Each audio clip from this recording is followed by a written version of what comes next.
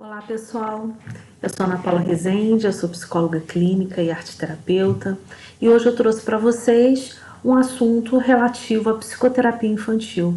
Eu tenho recebido muitos pedidos para que eu trouxesse uma aula, trouxesse um material para vocês em relação ao trabalho específico com crianças, tá? Então hoje nós vamos falar um pouquinho sobre como funciona a psicoterapia infantil no molde, no enfoque junguiano, né? Quer dizer, como é que é feito esse trabalho? Que tipo de olhar é importante que o psicólogo tenha e todos os demais profissionais que lidam com as crianças, né? Então, a nossa aula tem como tema dinâmica dos símbolos, porque nós vamos ter um trabalho diferenciado com a criança. Nós temos muitas vezes crianças que falam um pouco. Eu tenho crianças, por exemplo, que praticamente não são verbais. Então, diferentemente do trabalho com adolescentes, crianças maiores, na puberdade, adolescentes e adultos, nós trabalhamos muito com os símbolos, com a expressão, não necessariamente ou não somente com a palavra. Então, para começar nosso encontro de hoje, eu gostaria de trazer uma frase do Jung que eu gosto muito, que ele diz o seguinte: a emoção é o momento em que o aço encontra a pedra e provoca uma faísca, pois a emoção é a principal fonte de qualquer tomada de consciência. Por que eu trouxe essa frase para compartilhar com vocês? É muito importante que a gente tenha em mente que o trabalho de autoconhecimento, o trabalho terapêutico, em qualquer faixa etária, ela precisa entrar em contato com a emoção. Muitas vezes eu vejo trabalhos que são trabalhos, às vezes, até de muito tempo, de autoconhecimento, onde o enfoque ele é muito mental. Não é que o mental não precise acontecer, a gente precisa também do mental, mas é importante que esteja associado à emoção, tá? Não fique somente um trabalho muito organizado no sentido de pensamento, né? Quer dizer, o pensamento ele faz parte, mas a gente não pode dissociar ele nunca da emoção, ok? Então, na criança, como é que nós podemos olhar isso, né? A criança, como eu falei anteriormente, muitas vezes nós não vamos ter tanto o verbal, ou teremos o verbal, mas muito misturado com a fantasia. Então, como é que é importante que seja esse olhar? É interessante que a gente entre em contato com a criança no sentido de perceber que toda a construção dela é ligado ao simbólico, né? A criança ela vive o símbolo, né, de uma forma muito efetiva. Então, a emoção para a criança vai passar pelo lúdico, pelo simbólico, pelos personagens. Ela consegue se projetar quase que imediatamente, porque as barreiras defensivas dela são poucas. Então ela vai se mostrar, ela vai se expressar com muita clareza, desde que nós tenhamos um olhar refinado para isso, né? Então a criança ela vai trazer muito dela, do seu mundo interno, dos seus pensamentos, das suas angústias, dos seus medos, através do lúdico, através da arte, através dos símbolos, através da vivência de personagens, tá? Então a expressão na psicoterapia infantil é um meio de observar e ampliar o processo de simbolização. Então, o que eu gosto de trazer, assim, sempre que a gente está num grupo, está num curso, a gente precisa, o trabalho ele começa quando a família liga para pedir uma avaliação, para pedir um atendimento. Esse momento a gente já começa a ter um olhar. Como é que aconteceu esse contato telefônico, né? Quem que procurou, qual a urgência, né? Quer dizer, como é que funciona isso? Nesse contato, foi desmarcado várias vezes, a pessoa não pôde ir, a pessoa atrasou, a pessoa esqueceu da sessão do filho. Então, isso aí já está falando, tá? Isso aí já tá mostrando pra gente como funciona esse sistema aí familiar. Então, são dois momentos, né? O primeiro momento que é o contato, para marcar. O segundo momento que é a anamnese, né? A anamnese é uma primeira entrevista, em geral feita com os pais sem a presença da criança. E nessa anamnese, a gente tem uma anamnese estruturada, são várias perguntas, com o objetivo de conhecer um pouco a história, né? A história de vida dessa criança e dessa família. Então, nós vamos ter dois momentos. O momento da queixa principal da família e na primeira sessão nós vamos entrar em contato com a queixa da criança. Então, o que eu gosto de falar sempre? Eu gosto de mostrar para a criança que ali é um espaço seguro para ela. Quais são as regras, né, no sentido de como funcionamos, que não pode quebrar os brinquedos, não pode, né, estragar o material, que existe ali um ambiente seguro de confiança, né? Então tudo isso é colocado. E que vem outras crianças e que a arte ajuda muito a gente a ficar bem, que é o brincar, o conversar, que todas essa gama de possibilidades é muito boa para a gente evoluir e que todo mundo tem alguma coisa para evoluir. E aí eu pergunto para a criança se tem alguma coisa que a incomoda, né? Então eu deixo que ela fale, né? Que ela traga o que a incomoda. Mas antes de eu perguntar o que a incomoda, geralmente eu começo ao contrário. A criança, ela tem consciência das dores, tem consciência, ela sabe que ela foi ali, ou porque ela está muito problemas de aprendizagem, ou porque ela anda brigando muito, ou porque ela não está lidando bem com a raiva, enfim, N possibilidades. Ela sabe que tem alguma coisa acontecendo. Provavelmente a família já trouxe alguma questão para ela. Então eu costumo começar ao contrário. Conta para mim o que você é muito bom. No que você é bom pra caramba, no que você faz bem, o que você gosta muito. Então tem criança que me olha assustada quando eu pergunto exatamente o contrário do que ela imaginava que eu perguntaria. Né? Então se eu sei que ela está, por exemplo, com muita dificuldade na matemática, eu não vou começar a falar da matemática. Ela já sabe que ela está com nota baixa, que ela está com nota vermelha, ou ela já sabe que ela anda brigando muito com os colegas, ou ela tem já se sentido muito triste. Então eu começo o inverso, tá? Eu começo perguntando no que ela é boa, para ela me contar as qualidades dela, e aí eu já começo a observar se essa criança consegue falar bem de si mesma. Como é que está a autoestima dessa criança?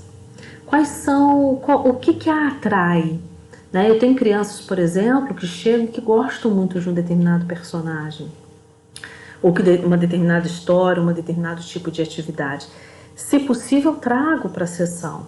Muitas vezes isso pode ser o início de um processo. Tá? Por que se identificou com Ben 10? Por que gosta tanto do Naruto?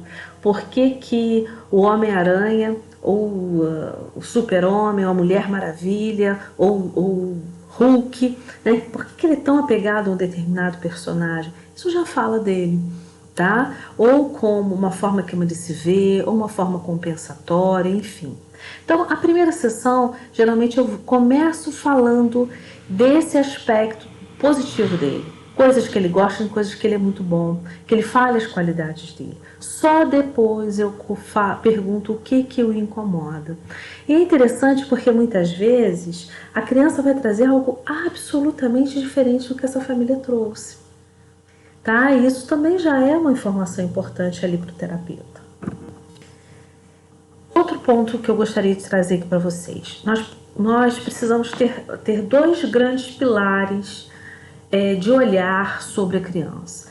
No primeiro momento, a gente precisa olhar sobre desenvolvimento infantil. Então, eu volto a falar.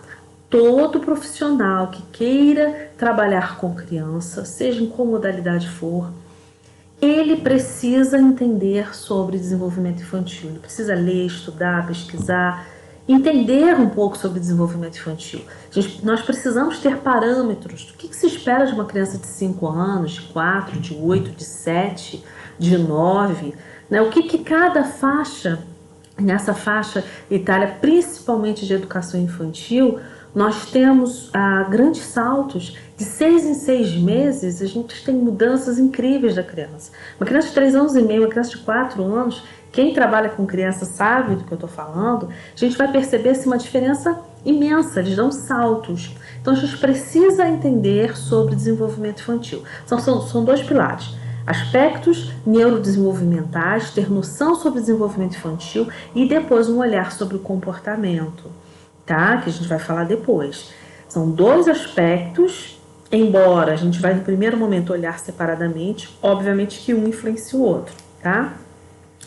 Então, quando eu vejo uma criança, por exemplo, com 3 anos, eu recebo uma criança de 3 anos no consultório, e essa criança ainda não fala, por exemplo, ou ela fala muito pouquinho, eu diria que essa criança tem atraso ou tem uma imaturidade no desenvolvimento. Qual é a diferença entre atraso e imaturidade? Atraso significa tudo aquilo que a gente já espera que essa criança tenha alcançado, tá? E ela ainda não alcançou. E imaturidade é aquilo que ela ainda não está pronta, naturalmente não está pronta, tá? Então, se eu tenho uma criança de 3 anos, recebo uma criança de 3 anos e essa criança não fala ou fala muito pouco, essa criança já é caracterizado um atraso de desenvolvimento, ok? Espero já que uma criança com 3 anos consiga se comunicar. Ela já tem ali uma gama de vocabulário. Então, se ela está praticamente não verbal, existe já um atraso aí no desenvolvimento, tá bom? Agora, se eu recebo uma criança de 1 ano e meio e essa criança ainda não fala, ou fala muito pouquinho, ela está ainda numa imaturidade do desenvolvimento. Tá em um processo, né, que através do estímulo ela vai desenvolvendo, tá? Então é importante ter uma ideia aí sobre neurodesenvolvimento infantil. E um princípio fundamental para quem trabalha com criança é entender sobre plasticidade cerebral. O que significa isso? Significa que principalmente nos primeiros 5 anos de vida, a criança tem uma capacidade de plasticidade cerebral imensa.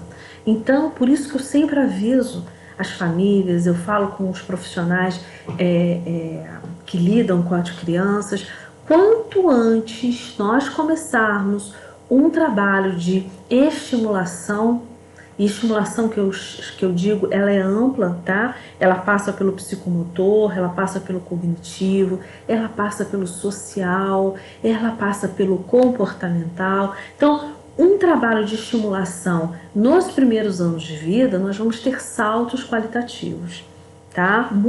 Com muito mais facilidade, com muito mais naturalidade, tá? Não que uma criança após os 5 anos não possa ser trabalhada, em absoluto. Claro que nós estaremos trabalhando essa criança, mas quando eu, por exemplo, tenho no consultório crianças de 1 ano e meio, tá? 1 ano e meio que tem alguns sinais importantes de sinais vermelhos de algum tipo de atraso dentro do desenvolvimento, já é indicado o protocolo e a gente já começa um trabalho aí de intervenção precoce e de estimulação, ok? Então, o cérebro de 0 a 6 anos, tá? É muito importante que a gente entenda o seguinte: a base da arquitetura cerebral, ou seja, 90% das conexões entre os neurônios já estão formadas até os 6 anos. Tá? Então a base ela se forma até os 6 anos e após esse período nós vamos tendo aí, né, aprimoramentos, tá? Mas essa base, então olha só, quem trabalha com educação infantil, importantíssimo, né? O trabalho de educação infantil ele é o pilar, ele é o alicerce da casa, tá? Por isso que é muito importante que seja feito um bom trabalho, que os profissionais que trabalham com crianças tenham bons treinamentos, bons cursos, capacitações, tá? Infelizmente, né, às vezes a gente vê o contrário, os profissionais que trabalham com essa faixa etária muito desvalorizados.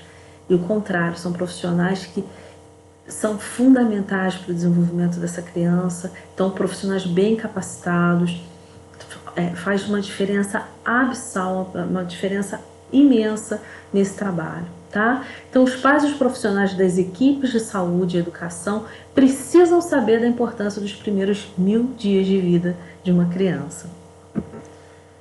Educar não é outra coisa que apoiar a criança em seu desenvolvimento cerebral, para que algum dia este cérebro lhe permita ser autônomo, conseguir suas metas e sentir-se bem consigo mesmo. Tá? Então, o trabalho de intervenção, tanto no sentido de educação de educadores quanto de terapeutas, eu digo que é apoiar, sim, esse desenvolvimento cerebral. Tá? Qual é o objetivo? É que essa criança se torne o mais autônoma possível, né? Que ela consiga realmente ter as suas funções executivas bem trabalhadas, que ela consiga se planejar, que ela consiga estar bem com ela mesma. Isso é a base para ela ter uma autorrealização no futuro. Né? Várias pesquisas, tem até um projeto muito interessante do Marshmallow, tá? Que é uma pesquisa bem legal. Eu até apresentei num grupo onde nós estávamos falando sobre desenvolvimento das funções executivas de crianças que são muito impulsivas, que têm dificuldade com o controle inibitório. Então, essa é uma pesquisa. Quem quiser dar uma olhadinha na internet, a gente tem esse vídeo, tá? Que foi uma pesquisa de campo que durou muitos e muitos anos. A partir desse teste do Marshmallow foram realizados outros adaptados, tá? Mas o primeiro, ele realmente foi um trabalho de campo durante muitos anos. E o que eles observaram? Olha que interessante, que as crianças que conseguiam se sair bem nesse teste, ou seja, essas crianças conseguiam ter um autocontrole. O teste basicamente fala o seguinte, tá? Um adulto com uma criança pequena dentro dessa faixa etária de educação infantil, e o profissional diz o seguinte: olha só, eu vou dar uma saidinha rapidinho e já volto. Aqui tem um marshmallow, você pode comer se você quiser, mas se você esperar eu voltar e não comer esse marshmallow, você vai ganhar esse mais um, você vai ficar com 2 marshmallows. E o profissional ficava em torno de 5 minutos, um tempinho, e voltava. Então, algumas crianças, e a câmera continuava ligada, né? Então é interessante que se vê aí a reação. Então tinha criança que cheirava, que lambia, tinha criança que esperava direitinho, tinha criança que mal saía, já engolia um marshmallow. Então, o que essa pesquisa mostrou? Que as crianças que conseguiam ter um autocontrole, elas tinham, no decorrer, porque foi uma pesquisa de campo que foi acompanhando essas crianças, adolescentes, na fase inicial da juventude, foi constatado que essas crianças que tinham autocontrole, o que acontecia? Eles tinham um melhor desenvolvimento na vida. Eles se envolviam muito menos em situações embaraçosas, no trânsito, em situações como gravidez precoce, perda de emprego, relacionamentos frustrados. Olha que interessante, né? Então, hoje, o que nós sabemos? É possível desenvolver as funções executivas através de um trabalho de estimulação? Com certeza. Tá? Então, educar é trabalhar esse desenvolvimento cerebral. Dentre eles, eu estou falando aqui, dei o exemplo desse autocontrole, né? Do controle inibitório, tá? Mas isso inclui vários outros aspectos, tá? Por isso que olha a importância do trabalho com as crianças. No segundo momento, primeiramente, a gente precisa ter um olhar sobre neurodesenvolvimento, sobre o desenvolvimento infantil, se essa criança tem algum tipo de atraso ou de imaturidade, e em contrapartida, através do trabalho ludoterápico, de expressão, né, de técnicas dentro da arte-terapia, por exemplo, também é possível, da ludoterapia, das técnicas projetivas, nós podemos perceber 3 aspectos fundamentais. Pensamento. Pensamento gera o quê? Gera emoção. Emoção gera comportamento. E comportamento vai refletir nas suas relações sociais. Né? Então, por exemplo, se existe um desajuste aí no pensamento, né? Por exemplo, um pensamento de que eu sou menos, eu sou ruim, eu sou inferior, as pessoas não gostam de mim, né? Eu tenho esse pensamento. Esse pensamento vai levar a que tipo de emoção? Né? Tristeza, menos-valia, né? Angústia. Que comportamento? retraimento, por exemplo, tá? Poderia ter outras reações. Por exemplo, retraimento, isolamento, relações sociais, como é que seriam afetadas? Dificuldade em se relacionar socialmente. Ou o contrário, poderia já criar lá no pensamento, esse tipo de pensamento que eu falei para vocês, poderia gerar raiva. A raiva já poderia gerar um comportamento autodefensivo, que também afetaria as relações sociais, com brigas, por exemplo, com agressividade. Quantas vezes eu recebo crianças que são agressivas e quando a gente vai fazer todo o trabalho projetivo, a gente vê que a autoestima dessa criança está baixa, tá? Um exemplo, né? Por isso que a leitura de comportamento, a gente precisa sempre ter dois parâmetros. O que aconteceu antes e o que vai gerar aquele comportamento. A gente nunca olha simplesmente com o comportamento, a topografia desse comportamento já faz uma análise. A gente precisa entender o contexto, tá? Então, entrar em contato com o pensamento, que tipo de pensamento que vibra nessa cabecinha, nessa criança, e ela vai mostrar isso nas suas relações com seus personagens, com seus brinquedos, a gente vai conseguir entender comportamento e a gente vai conseguir entender relação, o porquê das relações sociais. E aí, qual é o trabalho na psicoterapia? A gente vai trabalhar pensamento. A gente vai reorganizar esse pensamento.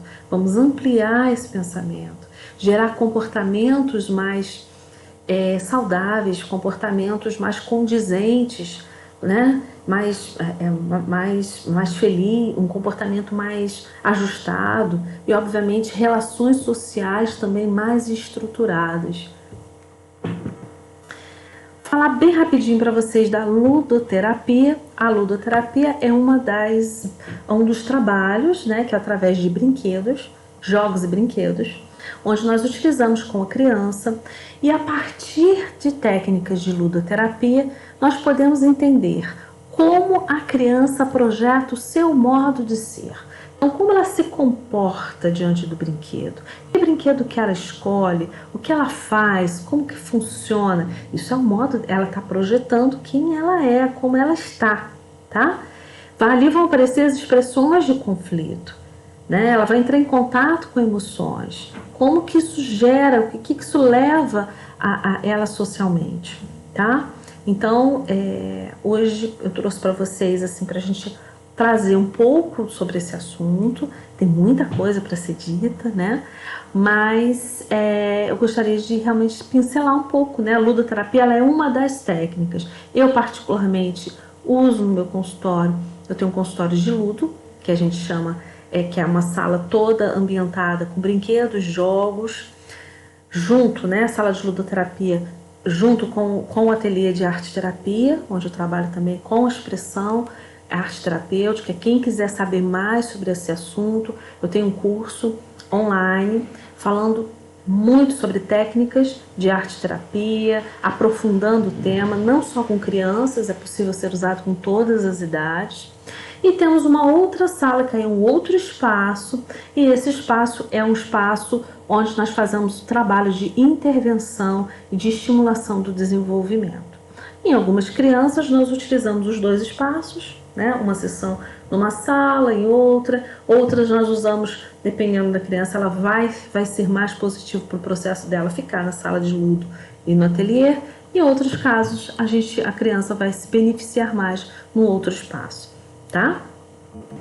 E gostaria de fechar nosso encontro trazendo uma frase do Milton Nascimento que eu gosto muito, que ele diz o seguinte: há que se cuidar do bruto para que a vida nos dê flor e fruto. Então é muito importante a gente trabalhar, fazer um trabalho de qualidade, um trabalho bem embasado com as crianças. Esse vai ser investir nesse trabalho, né? Quando eu falo dos pais, é investir no futuro da criança mesmo, né? Que ela possa ter chances de dar flores e frutos, né? De uma forma bem de acordo com o seu potencial, viver a sua potencialidade. Ok, pessoal? Espero que vocês tenham gostado.